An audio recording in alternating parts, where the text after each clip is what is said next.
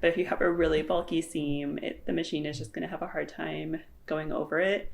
I remember one quilt I was long arming at your mom's house, and she came in and she was like, these seams are really, is the machine going over these? And I was like, no, it's not. No, I'm circling around them. It was.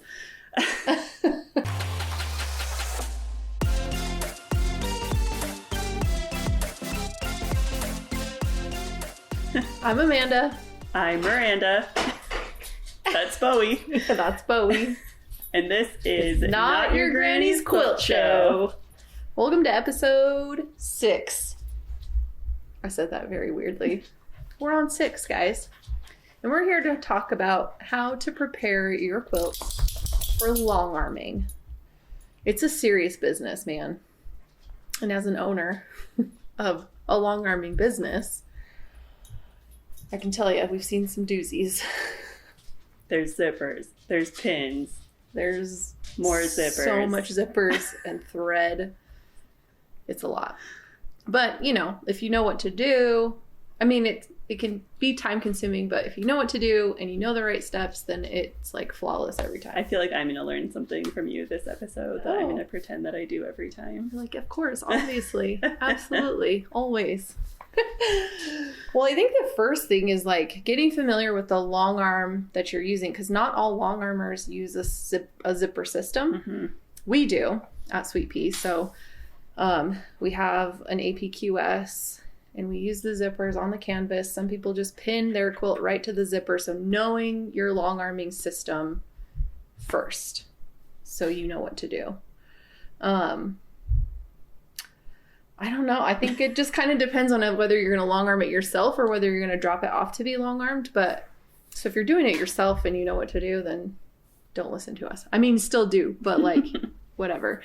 But if you're dropping it off, I'd say make sure all of your, what are they called? Threads are snipped, because that can get caught in the zippers. It can get like hang up on the machine. We've maybe not ripped some quilts doing that. Haven't, I'm sure. No. Do you recommend that people stitch around the outside? It depends on the pattern of the quilt's top. A stay stitch around the edge of the entire top is usually recommended for especially blocks that are like put together on the bias. Mm-hmm. I think I've done that one time. Yeah, because it gets really stretchy, and it just depends if you're, you know, using a stretchier cotton. Of course, you want to do that, especially if you're using flannel. I was gonna say I've done it on a flannel quilt, and I've done it on a quilt where the blocks are all on the bias. Mm-hmm. And I assume it probably helped. Yeah, honestly, it does make a huge difference, because when, you know, you're pinning everything to the zippers to be, you know, put on the frame, it stretches differently than if everything was, you know. When I first started long arming, I would like tighten the top so tight. I would stretch that bitch. You'd like bounce a quarter off that. Now I know not to do that. Your mom came in once and she was like, this is really tight. Maybe don't do that. Too tight. Too tight. Yeah, I used to do the same thing. And then the more we kind of spent time at the quilt shop before we bought our long arm, they were kind of like, you might want to loosen that up. And we were like, okay. Because it's just like, to me, I'm like, I want everything tight and straight and perfect, but like you need that give in there. So yeah, but also the stay stitch helps everything lay flatter and not like stretch weird when you're trying to like sew down the edges each pass, and like when you're rolling it on the rollers to be put on the frame. So yeah, definitely a stay stitch if you've got stretchy fabrics or if you're sewing on the bias. Another hot tip is to have all your seams ironed flat, please. We've had a lot of, there's just so many things. It's like things that maybe you would think are easy and like, well, of course, but not everybody has that knowledge. And so that's why we're here. But ironing your seams down flat is huge, because you don't want to get weird weird puckers in your quilt when it's being long armed, or you don't want, like, things can just get weird at the seams. So I've definitely thrown some quilt tops on the machine that have been just like curled into a ball in my closet for a while. And I've been like, should I iron this before? And sometimes I do, and sometimes I don't. And there's definitely a difference when you don't iron. Yeah. Because then it's like, you never know if it's really laying straight, or if you've pinned the middle. I mean, you hope so. Yeah. But if it's crinkly or... Yeah. And I'm pretty obsessive about my quilts being square. So after I take them off and I square them up, I'll fold it in half just to make sure all the corners are actually square. And I think the key to having a really square quilt is not over tightening it on the long arm machine and ironing it beforehand so it lays really flat. Yeah. Yeah, because you need to know what you're working with. And when you overstretch it too, it comes off the frame and then it's like warped because it's been stretched weird. And so that's kind of crazy. So yeah, snipping your threads, making sure your seams are laying flat. What else? Oh, making sure that your seams are actually sewn together, because we've had to fix a few spots there where, you know, the seam allowance just wasn't there. And so had to go in and hand stitch a few things together. Like, otherwise you're going to end up with a huge hole in your quilt. Yeah. I think also watching out for really bulky seams, which I know that I have done before. But if you have a really bulky seam, the machine is just going to have a hard time going over it. I remember one quilt I was long arming at your mom's house, and she came in and she was like, these seams are really, is the machine going over these? And I was like, no, it's not. No, I'm circling around them. It was. And it was fine. But now I'm just super aware of it when I'm putting quilts together, just making sure that I'm nesting my seams or ironing open, which I hate, but does help reduce that bulk a little bit. Yeah, definitely watching out for that. And if you know that ahead of time, you can kind of plan for that as you're sewing. And as much as, again, I hate like ironing things open, the seams open, but I do it anyway because then I'm like, it must lay flat. Yeah. Because I think it's worth it in the end when you see your quilt finished and you're like, oh my gosh, if I had just like, you know, haphazardly ironed it like I want to, sometimes it wouldn't have lain as flat and it wouldn't have quilted up as nicely. So yeah, when you pull it off, you also don't want to feel a bunch of knobs in the quilt. You want it to be as flat as possible. Yeah, exactly. For snuggle purposes. So correct. You don't want to be like laying on a weird bump and you're like, what is this? Oh, it's just giant it's just 17 layers of fabric that's layered together in the seam. They can get thick quick. Thick. That is a thick seam. Oh my god. Yeah. Oh, batting is important too. Sorry, I just thought of it. Thankfully, we sell batting, so it's nice because then we could just use the batting we like, and our customers are just like, yeah, I do it. Yeah, like, there's different colors of batting too. We could probably do a whole episode on this, but there's like natural batting. I always use white batting because I use a lot of white and light colors in my quilt, and I feel like it just makes them a little bit brighter. There's also black batting, which I have used before. I used it under a flannel Harry Potter quilt that I did, and all the colors in it were like dark jewel tones, and so I used that black batting in there. Not that you can see it, but I'm sure it makes some kind of difference. I know it's there. Right. Yeah.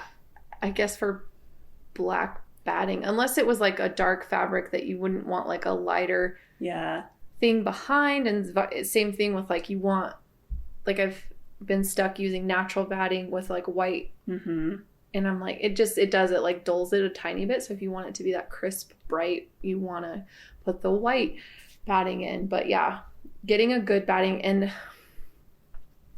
some people are tempted to go cheap because it's like, it can be kind of spendy, but oh my gosh, please don't do polyester. Yeah. Like it's so... Just use the 40% off coupon at Joann's and get your batting half price. It's actually really affordable to do it that way. Yeah. I know you guys buy rolls. I always buy a giant roll of 40 yards of batting at a time. And I remember the first time I bought it, I was like, I will never use all this batting. And I'm on, I think, my 4th roll now at this point. So it's pretty affordable if you get it with a coupon. Yeah, and there's like almost always a coupon. Yeah. But that... I think a really annoying part that is important for getting ready for long arming is just snipping all the threads off the back of your quilt. And I know we just talked about a quilt I made and I was like, I'm not going to do that. But I think it is important, especially if you have a lighter color fabric, because sometimes you can see those threads exactly under the fabric once they're sewn in. There's not a whole lot you can do about it. Although your mom has showed me a trick to like squirm those threads out of there. But what? Yeah, you like stick a needle in and then like kind of just like push it over, jimmy the thread out. What? Oh my gosh. Okay, well, I don't recommend that because who it's wants so to much do that? easier if you just snip those threads to start with, and it can be a pain, but yeah, it's worth it. I'm like OCD. I mean, I'm not diagnosed, so like whatever, but I am like a habitual, like I snip at the end of every row. I'm snipping all my threads. Like at the end of every, like everything, every block is already trimmed, like snipped, and like, because I can't handle all the loose threads. And I know some people who just like go, they don't care. And I'm like, how do you do that? Like, yeah.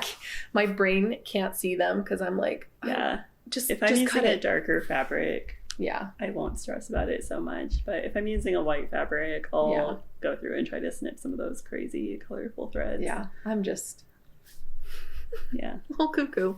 But I think that's important too for like making sure that your quilt is also like squared and ready by the time you go to long arm it. Like you want it to be square before you put it on the machine so that it's square when you take it off the machine. And so squaring your blocks, trimming up those threads, just making sure that you're doing your due diligence there goes a long way. It really does. And just taking that extra, 10 seconds, like, especially if you're going to have someone else long arm it for you. Otherwise, they're going to have to do it and then charge you for their time to do the thing that you probably should have just done in the first place.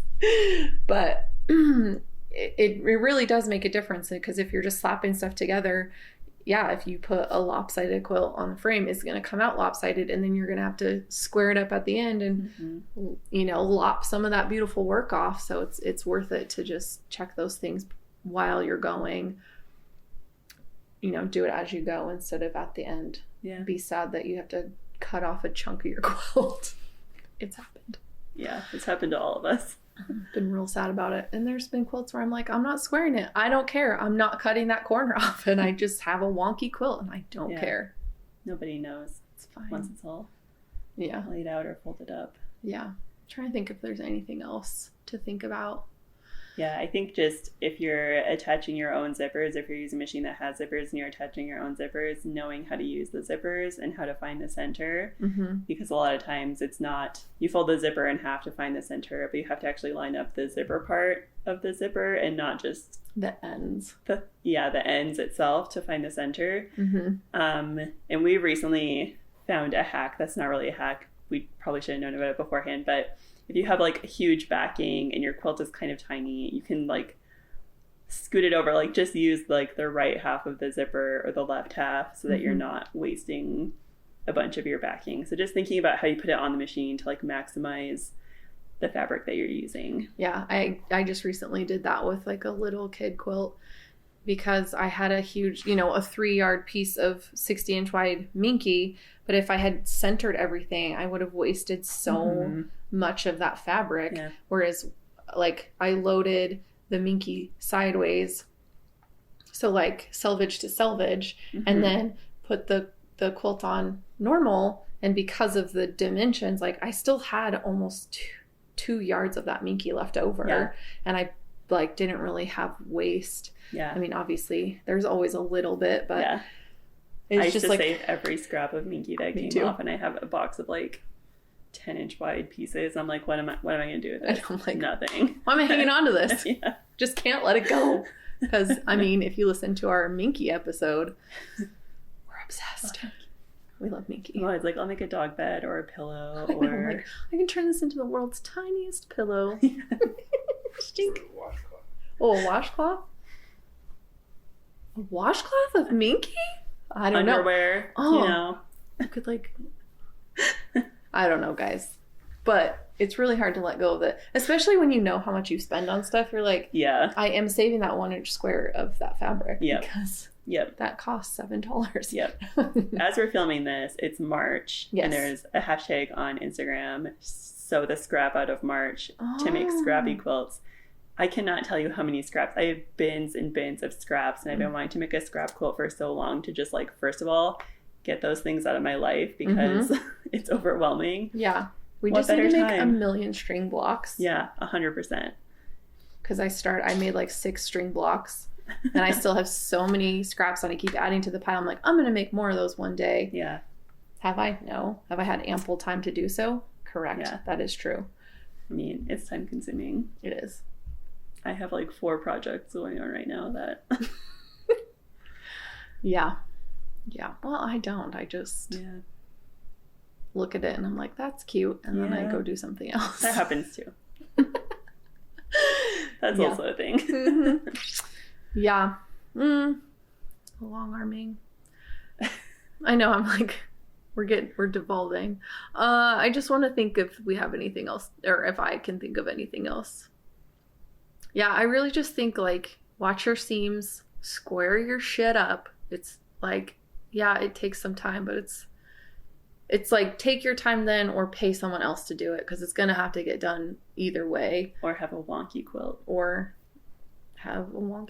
And you have to live also with that option. If you don't care, then just be like, I don't care. Yeah. But some people do care, and then it's like, then you leave the decision on the long armor, and that feels kind of unfair. But in the long run, it's your quilt, you know. Yeah. Do what you think is best for you, yeah.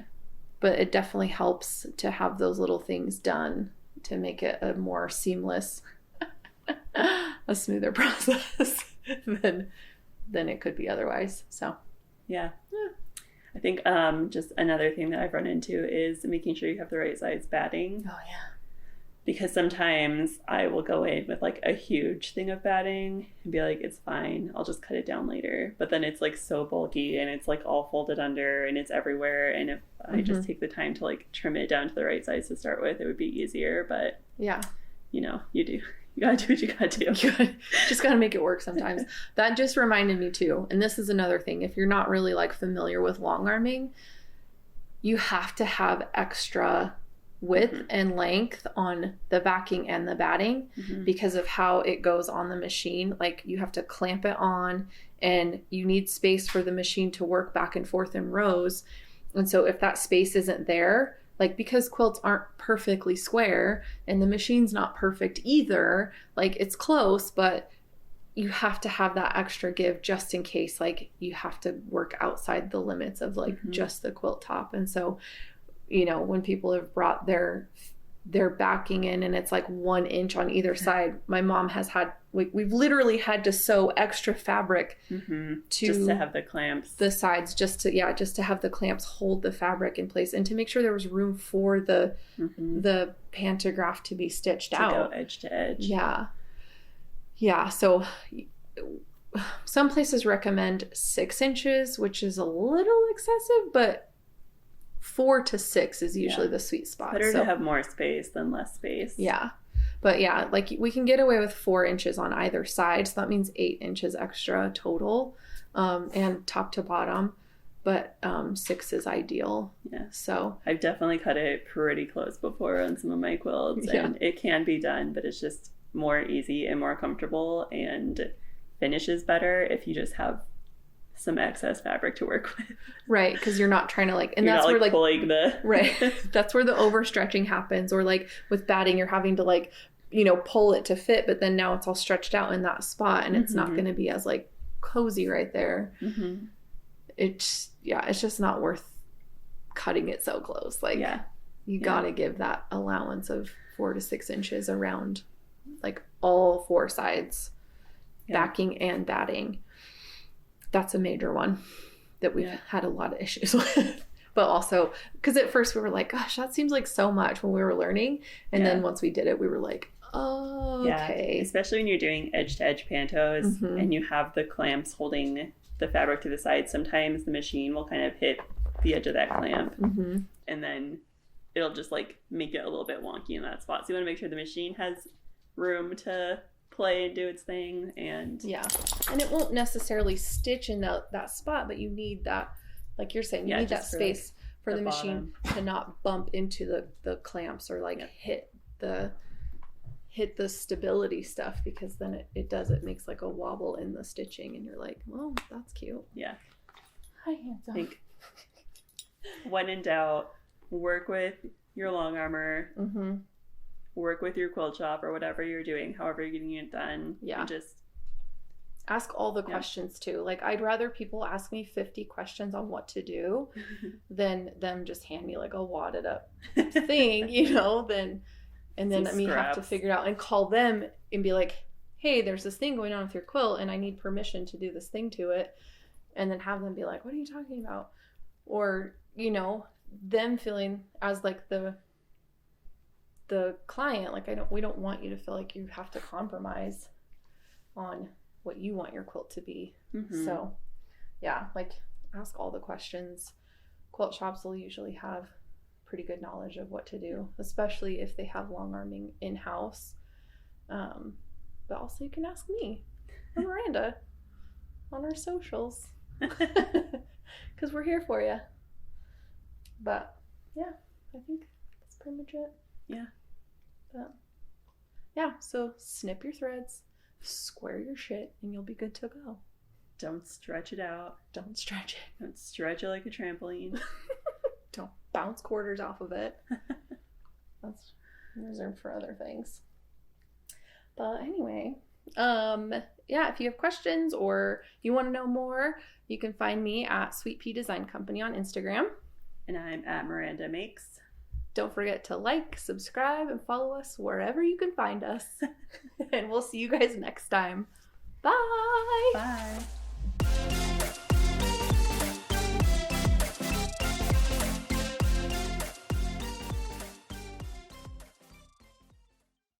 The edge of that clamp.